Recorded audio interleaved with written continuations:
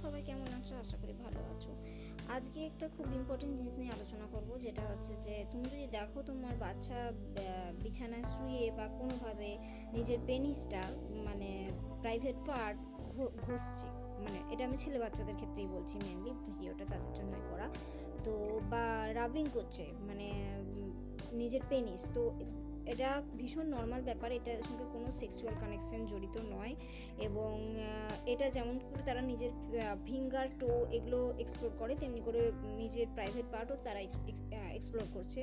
তো কিছু সময় নিজেদের কোনো কারণে প্রেসার হলে এভাবে তারা প্রেসারও রিলিজ করে, কোনো কারণে তাদের ভেতরে চাপ সৃষ্টি হলে, কিছু বায়না করেছে তুমি দাওনি, তো নিজেকে সে নিজে কাম ডাউন করছে, তো সেই ক্ষেত্রে তারা এই ধরনের কাজগুলো করে। যদি তোমার বিশ্বাস না হয় তুমি তোমার পেডিয়াট্রিশিয়ানের সঙ্গে কথা বলো, চাইল্ডের ডাক্তারের সঙ্গে কথা বলো, বাট এটা নিয়ে কখনো চিৎকার করবে না, করা উচিত নয়, এবং কখনো ওকে খারাপ ছেলে বলা উচিত নয়, কেন কি তাতে ওর ভেতরে একটা অ্যাংজাইটি আর গিলটি ফিলিং তৈরি হয়, যেটা বড় অবধি রয়ে যায়। এটা ছোট বাচ্চাদের ক্ষেত্রে এই জিনিসটা ভীষণ নর্মাল, এরা এভাবে নিজেকে কাম ডাউন করে এবং নিজের প্রাইভেট পার্ট এক্সপ্লোর করে। তো আমার মনে হয় এই ধরনের ক্ষেত্রে আমাদের আরও বেশি পড়াশোনা করে ডাক্তারের কাছে জানা উচিত,